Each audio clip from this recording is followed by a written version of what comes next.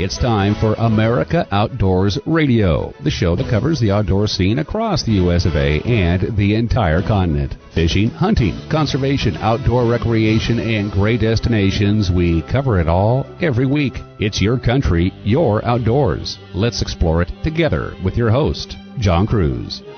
We're going to kick off the show today with a big shout out and a big thank you to Kyle Jones. He's the owner of Jones Sport Fishing. He took 6 of us out on a chilly November day recently to go after steelhead on Idaho's Clearwater River. The Clearwater is a very special stream because it's home to some of the biggest steelhead you're likely to ever catch. They're called B-run steelhead, and instead of the normal 6 to 8 pound summer steelhead you'll catch in much of the Pacific Northwest, these monsters can reach up to 20 plus pounds in size. How do we do? Fantastic. Rory Gosnell from Idaho Falls reeled in a 10-pound coho salmon, which was released, as was a 16-pound wild steelhead caught by first-time steelhead angler Britton Ransford.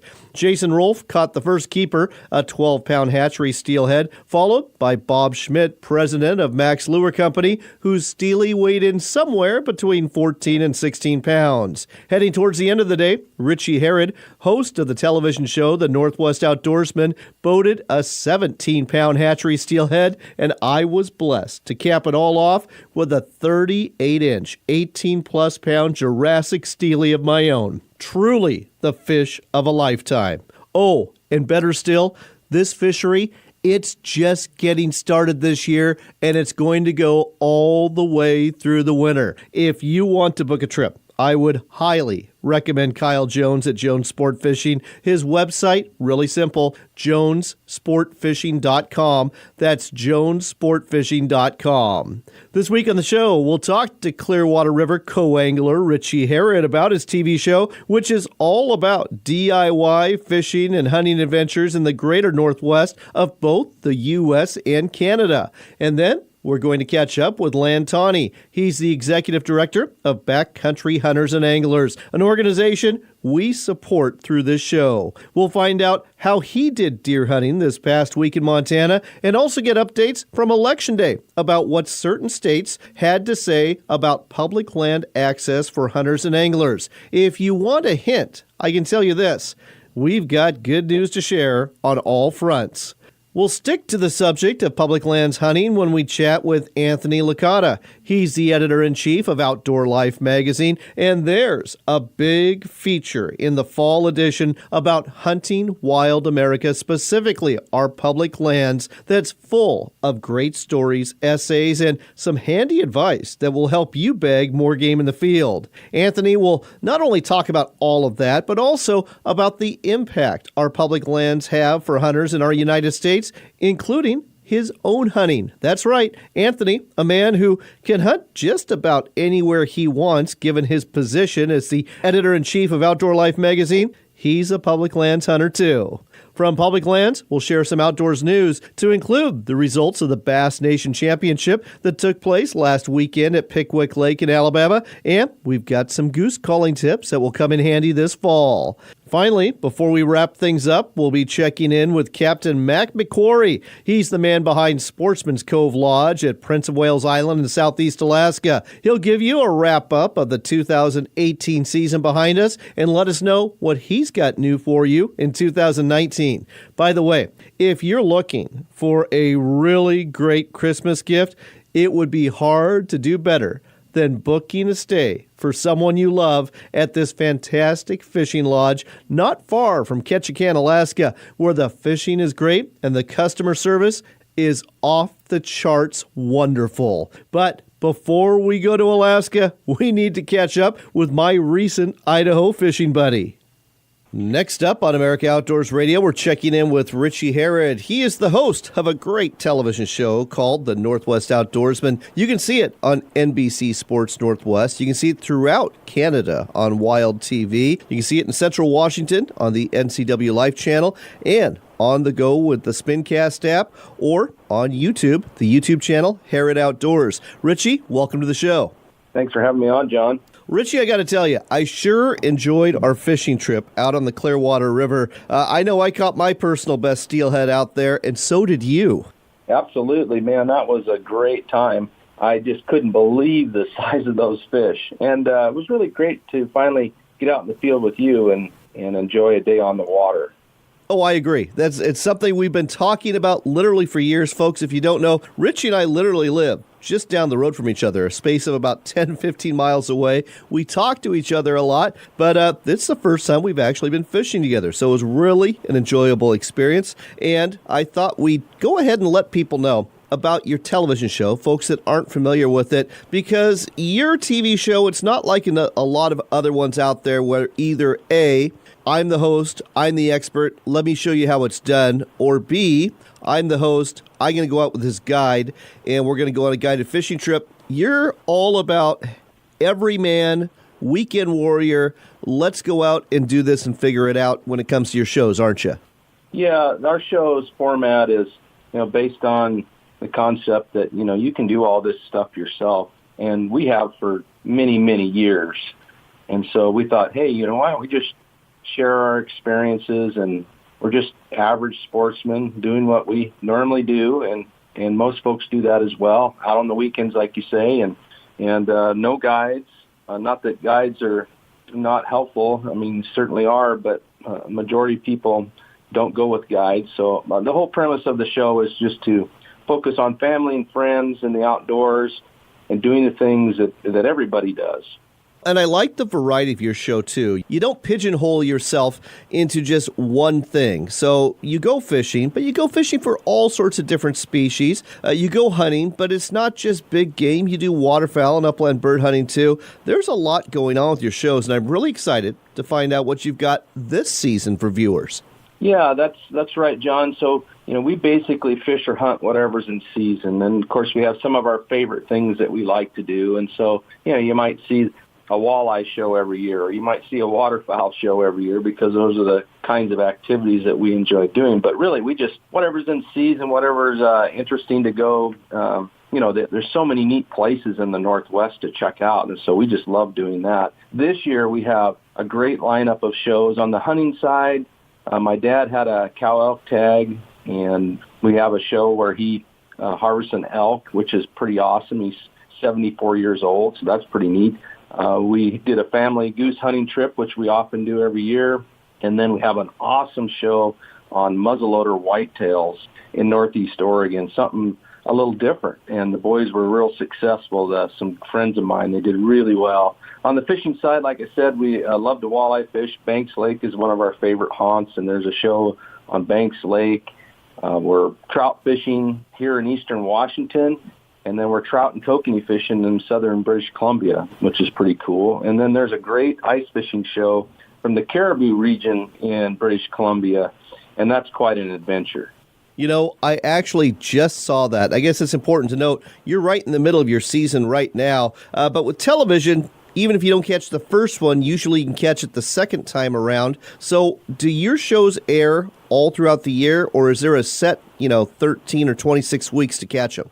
For the most part, our shows on the networks air in the fall, the fourth quarter of the year, for 13 weeks. And yes, there are repeats of the shows. Kind of a one-man operation, so I usually produce 6 or 7 original shows and then air it again to fill out the 13 weeks. We'll be going to some new networks this next year for different quarters, but you can also find our show, as you mentioned earlier, past episodes on the Spincast app, that you can download for free and watch some of our older shows. You can watch shows on NCW Life Channel here in Wenatchee throughout the year. They air episodes throughout the year. And then, of course, if you miss anything because you don't have those channels or you're out of town, you can always go to our Harrod Outdoors YouTube channel. And there's lots and lots of content from all the 10 years that we've been doing this, and you can watch for hours.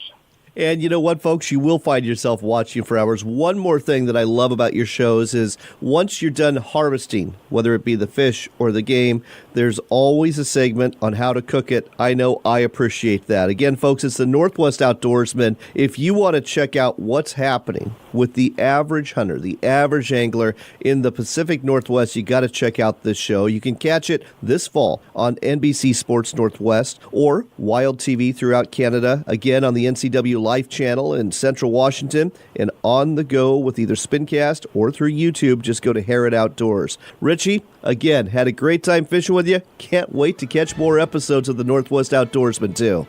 Thank you, John. Yeah, we need to get together again soon.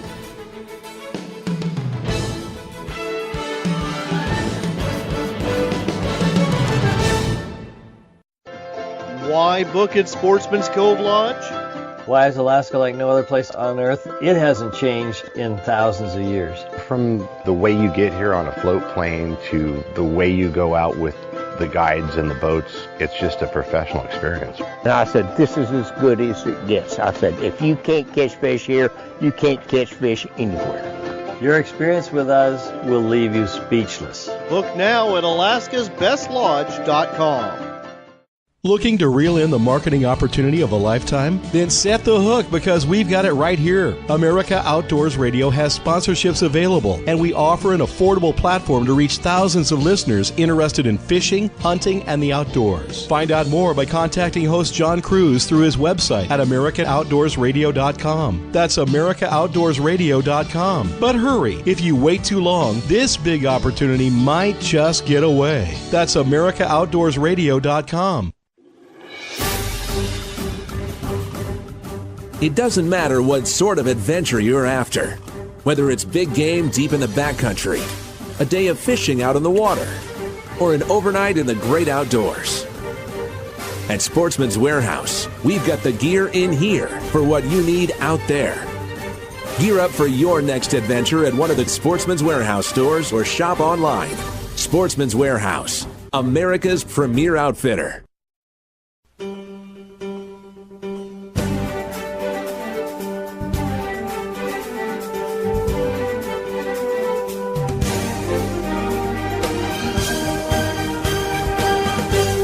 Welcome back to America Outdoors Radio. I'm John Cruz. It's time to check in with our friends at Backcountry Hunters and Anglers, and we thought we'd go straight to the top. Talk to the executive director, Land Tawney, who's coming at us from Missoula, Montana. Land, welcome to the show.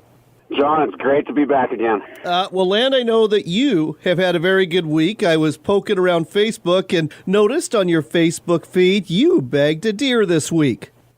I did. I got lucky to find, when I went to the check station, they said she was a grandma. She was 8.5 years old. But I got lucky and actually shot on a place where my namesake owns the place, and then it's open to the public. So it's public access to private land, and shot this nice little doe. And Montana's got this block management access land that is a really great program. Tell our listeners more about it. Yeah, so it's public access to private land. Basically, it pays for the impacts that public hunters have. So whether that's you got to regrade a road because somebody drove on it when it was muddy, or bringing in weeds. So they basically offset the cost. And so we have 8 million acres of block management enrolled in Montana, which is the largest private access program in the country. And it's this great place where, there's all sorts of different ways. You either have to sign in, call ahead, or you can just walk in. And this area that I was in, I could just walk in, and within 45 minutes I was chasing that doe. Absolutely love it. Well, as we both know, and a lot of our listeners know, Backcountry Hunters and Anglers is all about public lands and advocating for public lands where folks like you and I can go fishing and hunting. And on Election Day, 3 states had big wins when it came to public lands and hunting. Let's break them down state by state. You can tell our listeners what happened. We'll start off in the state of Connecticut. Yeah, sure. So in Connecticut, there before it's been very easy for whoever's in power to sell public lands, which again is another reason why we don't want, federally managed public lands to be transferred to the states. But it's been very easy to do that in Connecticut. So they had a ballot initiative, ballot measure, I guess, and through that ballot measure, they were able to make it much harder and actually have public input now, so that if you want to sell public, state public lands in Connecticut, you have to go through a process the public can actually be a part of. I love it. I love the fact that chapters from Backcountry Hunters and Anglers were involved with getting this through, as they did in Georgia. What happened there? Yeah, so down in Georgia, they had a lot of foresight. They basically repurposed an existing sales tax on outdoor equipment and put that now back towards conservation and access within the state of Georgia. So it's, no new taxes. It's just repurposing, and it will, help perpetuate some of the great things that they have going on in Georgia. Last but not least, the old Rocky Mountain state of Colorado. I've spent some time there, and I understand that David Lean and some of the other backcountry hunters and anglers that work there have been doing some work for Election Day. You're right. So in the other two states, it was proactive measures, positive measures. This is where we actually were able to defeat one. And what this basically was going to be is that anytime there was kind of a change in zoning rules or wildlife habitat, that we, the people, would have to pay private landowners for any kind of compensation. And really, the way I look at that is if you choose to, live either in the urban interface, say for fires or for wildlife, that's part of the awesomeness that is living in the outdoors, but it's also something you have to deal with, and we, the public, shouldn't have to pay for that. So in this case, BHA helped defeat a ballot measure then? Absolutely. And one thing I failed to mention about the first two is that both those passed over 80%, which is absolutely awesome. And then in Colorado, I'm going to be remiss because I can't remember that number, but it was overwhelming defeat as well. So all three of those, the people really stepped up, which I think, should remind everyone in this country that your voice does count, but only if you use it. And in these three cases, people definitely use their voice. Well, this is great to hear, and I think this is a good segue into backcountry hunters and anglers. Give the brief elevator speech about the organization for those listeners who haven't been hearing our PSAs every week for the last couple of years. What's it all about? Basically, backcountry hunters and anglers, started around a campfire, and we were, on this planet to basically make sure you have access to public lands and waters, and then the fish and wildlife habitat when you get there. So we do that from a local to a state. You just heard about some of the things we're doing at a state level, all the way out to Washington, D.C., and then up in Canada as well. So we have a pretty far reach, and, our power comes from the people. And I talk about that voice. When we started 5 years ago, we were 1,000 strong, and now we're 26,000. We're hopefully going to hit 30 by the end of the year. I love it. I absolutely love it. And folks, if you're not a member yet, like Land is and I am, and again, 25,000 other folks, I would encourage you to join. This is a great organization. Something I'm looking forward to is attending the Rendezvous again. I understand it's going to be back in Boise. What are the dates and what's going to be happening? Yeah, we just love Boise. It's the weather there is amazing. The people are amazing. So it's May 1 through 4 down in Boise, and it's going to be even more exciting this year. We've got one of our venues for storytelling. This will be the first anybody hears about it, but our Saturday night kind of event will be taking place in the hockey arena that's right next to where all the other festivities are. So I've been in that space. It's going to take your breath away, and we got some storytellers that will just kind of blow your mind. I love it. And by the way, great pun as well there, Land. That was really good. So, all right, so make plans now to attend the annual conference, the annual rendezvous for the backcountry hunters and anglers. It's going to be in Boise. Really successful last year. It's going to be very successful again this year. A lot of the hotels are going to sell out, so you'll want to book early. Just go to the BHA website. What is that website, Land? Just backcountryhunters.org. So backcountryhunters, plural.org. There you go, folks. Backcountryhunters.org. That's the website to go to. Either join or renew and make plans now to attend the rendezvous in Boise in May of 2019. Land, great to hear about these Election Day victories. Also, great to hear about the fact that you got a nice doe as well on some block management land in Montana. Way to go. Yeah, the bird hunting I've been doing with my young dog has been great, and those ducks and pheasants taste great, but getting a doe in the freezer, that makes me feel a little bit better about life. Absolutely. Land, take care. We'll talk again soon. All right, thanks so much again, John. It's always great talking to Land. There was another state ballot measure that passed that was a victory for hunters and anglers, and this one happened in North Carolina on Election Day. Now, backcountry hunters and anglers was not involved in this one. That's why we didn't talk to Land about it, but thanks to work by local groups and a state population full of hunters, anglers, and people who recognize the importance of these activities, there's now a constitutional amendment in North Carolina protecting the right of the people there to hunt, fish, and harvest wildlife. Better still, the amendment specifically says public hunting and fishing are the preferred means of managing and controlling wildlife. It is nice when politics and the North American model of game management intersect from time to time, isn't it? Stick around. We've got more public lands and more hunting coming your way in just a few minutes when we talk to Anthony Licata. He's the editor-in-chief of Outdoor Life magazine and again, the fall edition has got a huge feature called Wild America that's all about hunting our public lands.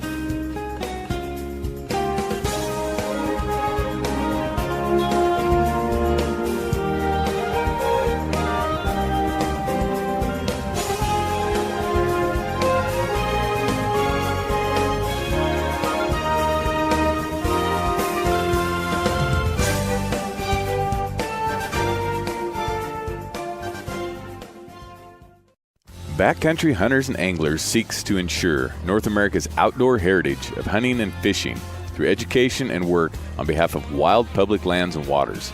Lend your voice to the fight by visiting www.backcountryhunters.org and join the 25,000 men and women who have pledged to defend wildlife and public access. You can also demonstrate your support by signing up for the 2019 North American Rendezvous in Boise, Idaho, May 1st to the 5th.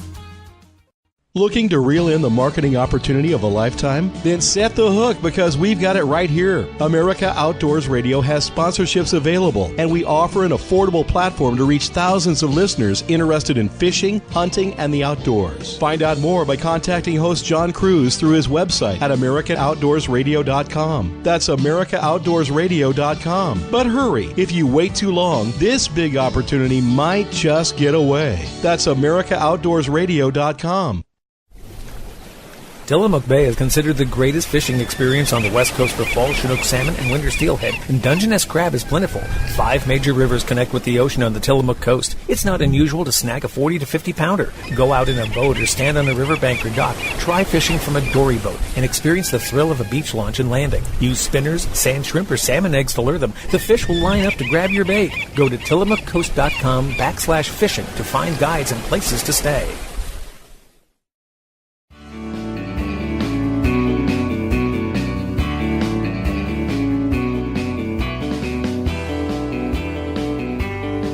Welcome back to America Outdoors Radio. I'm John Cruz. In my hand, I am holding the fall edition of Outdoor Life magazine. It's chock full of great information, great articles. There's 22 ways to fix deer hunting mistakes that all too many of us make. There's fall fishing tactics. There's a great story about a kid with a world record animal. And there is also a feature called Wild America, all about hunting on public lands. With us here, tell us more, is the editor-in-chief who put it all together, Anthony Licata. Anthony, welcome to the show. Thanks for having me on, John. So, Anthony, I live out west. We hunt a lot of public lands out here, and I love the fact that this Wild America feature has a bunch of great essays about hunting public lands, not just in the West, but throughout America, but also tactics to use on public lands as well. Very well done.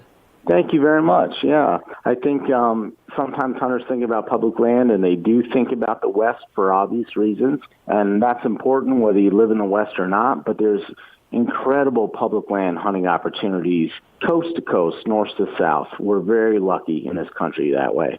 Well, we are. And, you know, I'm a bird hunter at heart, and I really enjoyed the story that Alex Robinson wrote, more of an essay, really, about the spot he goes to with his dad every year, a little marsh in Wisconsin, and he's the only one there. I can really relate because I have a similar spot where I take my kids every year in Washington State. It's just a heartwarming story, and that's just one of many that's in this Wild America feature. Yeah, we try to do a mix in this story, in this package of those kinds of essays that show people what could happen, as well as a lot of practical information on how to hunt public lands. But I think the first part is just as important. I think sometimes hunters take it for granted. We all know that lack of access is one of the barriers to hunt and fish. But what people don't realize is there are a lot of opportunities out there. We're very lucky. And we really wanted to help people take advantage of them, inspire them to find those areas, give them some tips, then tell them how to hunt them.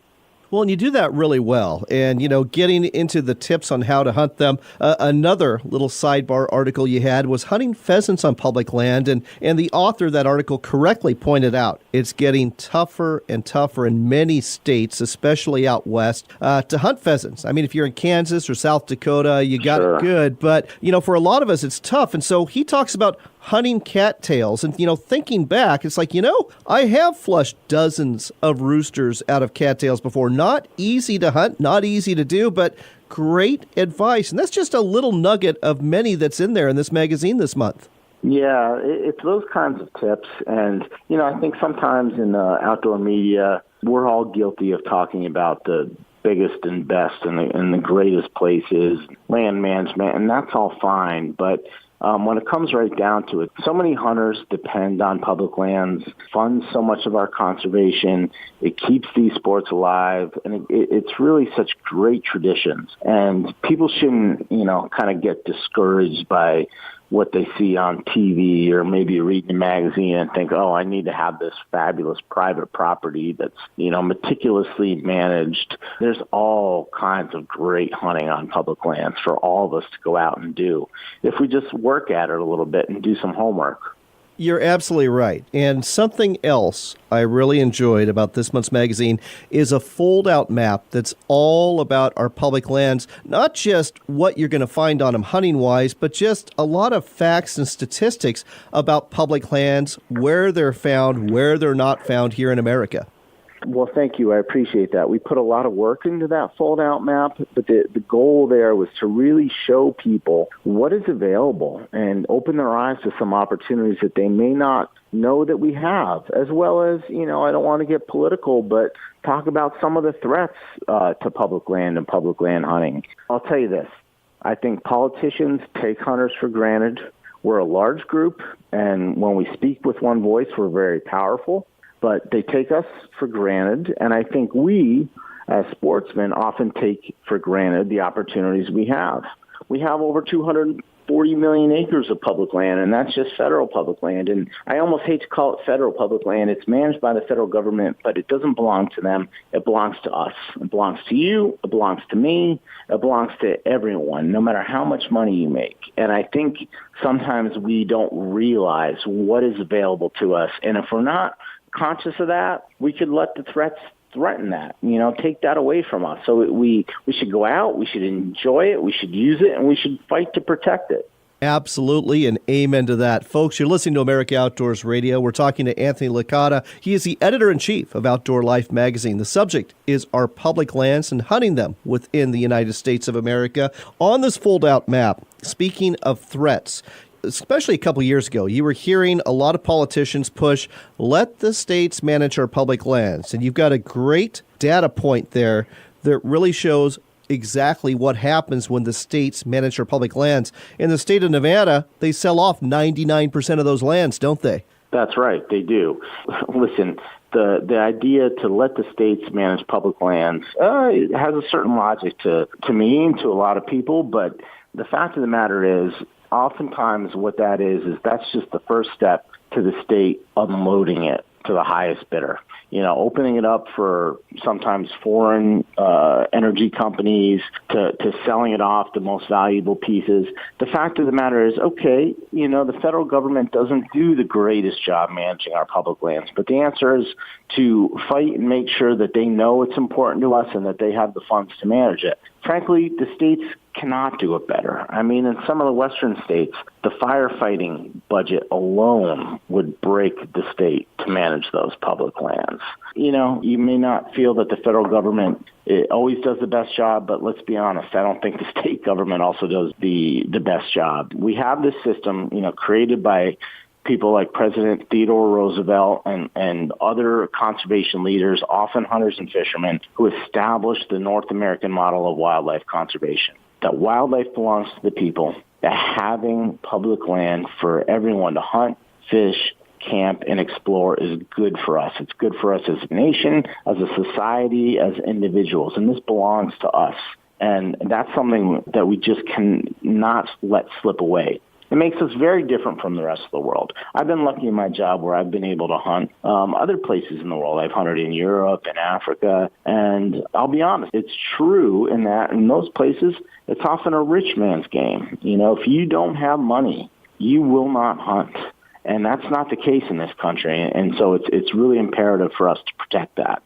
Anthony, very well said. Couldn't say it better myself. I'm starting to understand why you're the editor-in-chief of a rather major magazine here in America. One last thing before we go. You've got an article in here as well about deer hunting on our public lands. Briefly, what's that all about? So this is about some public land hunting that I did growing up and that I do today. I grew up in a rural area in Pennsylvania, and I had some access to some farmland and private land to hunt. And these days I share some land with my brothers, and we have a deer camp there, and it's terrific. But that's not how I grew up hunting. I grew up hunting on Pennsylvania's terrific public land system, their state game land systems. And, you know, my father was a school teacher.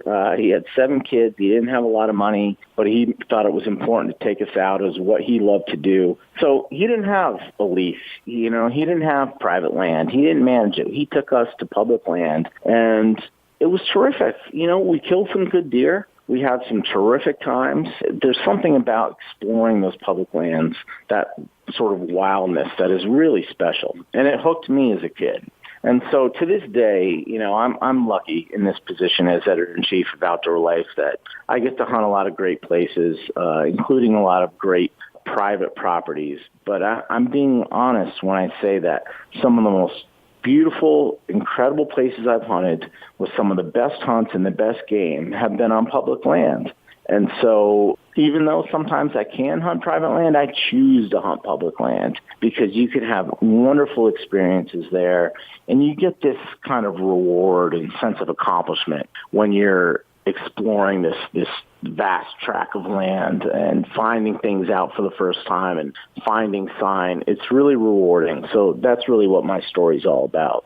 Well, folks, that's just one of the stories you're going to read in the fall edition of Outdoor Life. So pick up a copy at a newsstand near you. If you're not subscribing already, subscribe to Outdoor Life. It doesn't cost much at all. And the website to go to is outdoorlife.com. Anthony, thanks for sharing our public lands and stories about them with our listeners today on America Outdoors Radio. Thanks for having me on, John, and I hope all your listeners are heading out and getting into the field and hunting our public lands and having a great time.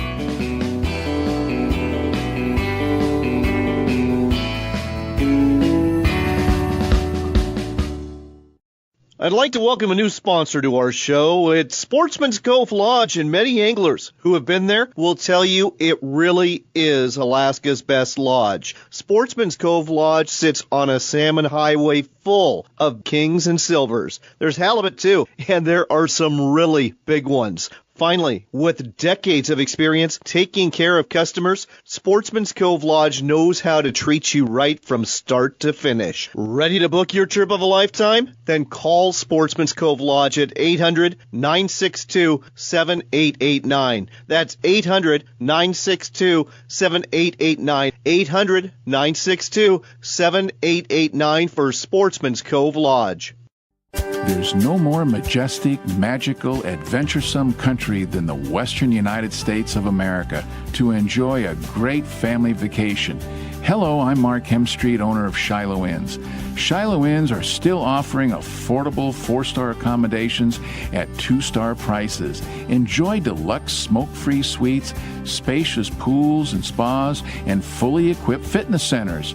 From free high-speed internet in every room to a free continental breakfast or full, hot, delicious breakfast at most Shiloh Inns. There are no hidden fees like some of the big chain hotels charge. Even the kids stay free, and Shiloh Inns are dog-friendly. For reservations, call 1-800-222-2244 or visit our website at shilohins.com. Shiloh Inns, affordable excellence. American family-owned and proud of it. Are you looking to reel in the marketing opportunity of a lifetime? Then set the hook because we've got it right here for you. America Outdoors Radio has sponsorships available, and we offer affordable platforms to reach thousands of listeners interested in fishing, hunting, and the outdoors. Find out more by contacting John Cruz through his website at AmericaOutdoorsRadio.com. That's AmericaOutdoorsRadio.com. Hurry, though. If you wait too long, the big opportunity might just get away. AmericaOutdoorsRadio.com. Trolling for big salmon? Then tie on a spoon or spinner from McQuarrie's Custom Lures. These high-quality, made-in-the-USA lures help you catch more Chinook and coho. Whether you troll an Elite Series spoon, a Champion Glow spoon with a squid skirt, or a 3.5 Mini Colorado spinner, you'll be increasing your chances for a fish on. Look for McQuarrie's Custom Lures at Sportsman's Warehouse and other quality sporting goods stores on the West Coast and Alaska, or online at McQuarriesCustomLures.com.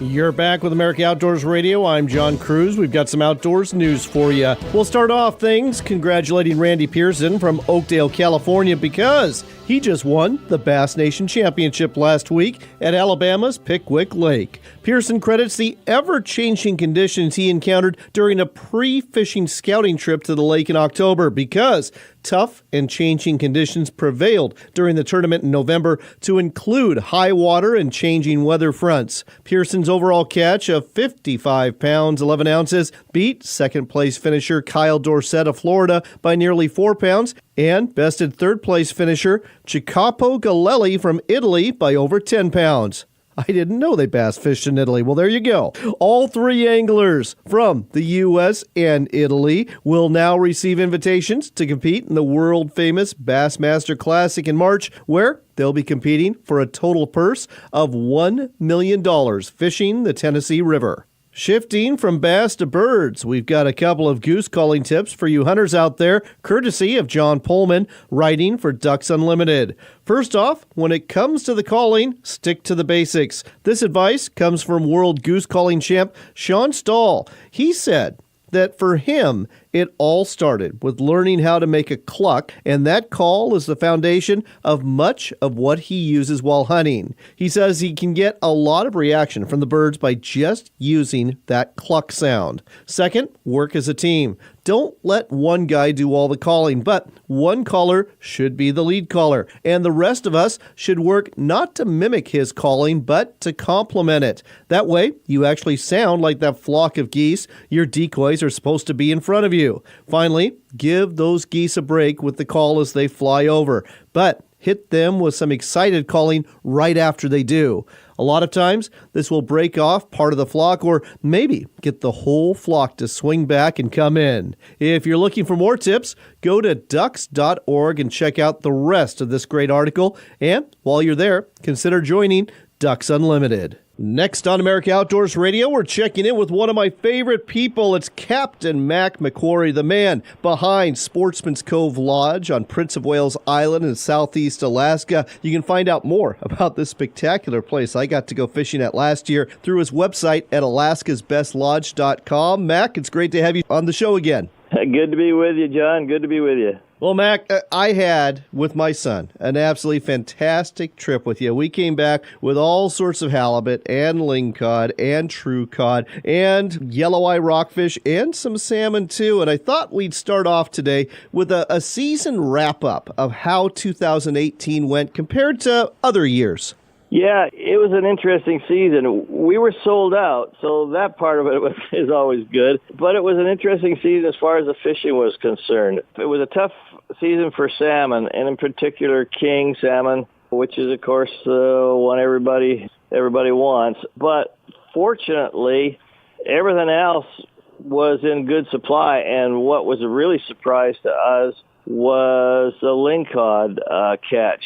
And the lingcod held up throughout the whole season. They were big bruisers, and they made up for a lot of what we didn't have in the way of salmon. And the fishing was good. It's Alaska after all, but but the salmon fishing last year was not good. But nobody went home without a really good big old box of fillets of lots of other stuff, and there was plenty of fish. It just wasn't a good salmon year. And my feedback from all up and down the coast, apart from Bristol Bay, which had a phenomenal run of reds, of sockeye, all up and down the coast, as I travel up and down the coast and talk to everybody, they all complain about the same thing. And it wasn't just you. I actually got on the horn with the Alaska Department of Fish and Game, talked to a biologist in Southeast Alaska. He said it was like the worst salmon run they've had since the early 1990s. But he's hopeful. I'm hopeful. I know you and a lot of other lodge operators are hopeful that things are going to turn around in 2019. And speaking of 2019, the rest of the fishing was so good. And folks, the customer service at this place is so good. I understand that as of November 1st, you were already sold out for the entire season, and you've had to make some changes to open up some space. Yeah, that's right. And that was a strange thing about last year. You know, it wasn't the best salmon year, and as we've already discussed, but the weather was awesome for starters. That helped a lot. But, yeah, this is the earliest we have ever sold out our regular inventory. And we just finished our 3-day annual meetings, which is where we go through all the guest critiques and all our statistics and what have you. And what we decided at the end of that meeting was that we needed to add 2 more trips, and we've added a trip at the beginning of the season, a 3-day trip at the beginning of the season, and a 4-day trip at the end of the season. That'll be the second week into September for that one. And they are already going like crazy, and some of our longtime guests that know that those September trips, those are the big coho, those big rascals. They're, 14, 15 pounds is ho-hum in September. And some of them have jumped from their July spots. 8 people actually have jumped from their July spots into that September spot. So we actually now, as a result of adding those trips, we ended up having some open space, not much, and it won't last long in the middle of the season too. So that was an unintended result, but it's gratifying to see people jump on those trips immediately as soon as we open them up. So something went well last year or previous years or whatever. It's very gratifying after, many tough years when the economy was tough in 2008, 9, 10, 11, and what have you. This is pretty exhilarating when you see these kinds of results. You're absolutely right, but I can tell you, Mac, that there's a number of things at play here. Number one, it's the whole Alaska experience, flying in on a float plane to this small little cove where your lodge is at, being able to see lots of wildlife right from the lodge. You're seeing bears, you're seeing deer, you're seeing eagles all over the place, and you're seeing whales when you're out fishing. That's fantastic. The customer service of your staff is just amazing. I've never been treated so well in my life. And the food. Oh, my gosh. You do not go away hungry when you stay at your place. So you take it all together, and even if the king salmon fishing was a little bit slow, all the other fishing was great. I understand why you're sold out. And, folks, let me tell you something here. If you want to really impress somebody with a Christmas gift and maybe gift yourself too, book a trip for 2 or 3 or 4 to Sportsman's Cove Lodge on Prince of Wales Island for 2019. Again, they've got a 3-day trip at the beginning of the season. They've got a 4-day trip at the end of the season, and they've got a couple openings now in July, but you better hop on this quick if you want to take advantage of it. What's the website, Mac? It's alaskasbestlodge.com, and for us, that's more than just a website. That's what we live by. That's alaskasbestlodge.com. alaskasbestlodge.com. I've got a phone number for you, too. Grab a pen. You got it? Good. Here's the number, 1-800-962-7889. That's 1-800-962-7889, 1-800-962-7889, or alaskasbestlodge.com. Make somebody really, really happy for Christmas. Book a trip right now. You will not regret it. Mac, always great chatting with you. Can't wait to go fishing with you next year. All right, John. Thank you. Always good to be with you. We look forward to seeing you up there. I always enjoy visiting with Captain Mac. We are running out of time, but if you want to hear this show again or other editions of America Outdoors Radio, you can do so on demand. Just look for America Outdoors Radio on Stitcher or Podbean, or go to our YouTube channel, Northwestern Outdoors. That's one word to find that channel there. And you can listen not only to this show, but our sister show, Northwestern Outdoors Radio. You can also hear this show on TalkAmericaRadio.us every Saturday morning at 6 a.m. Eastern Time. TalkAmericaRadio.us is the new voice for conservative talk radio, especially online. By the way, for you Saturday listeners, I hope if you're in North Central Washington. You'll join me today at the Sportsman's Warehouse store in East Wenatchee from noon to 1:30 p.m. as I do my very best to repeat in taking home the title of customer favorite at the annual chili cook-off that's going on there.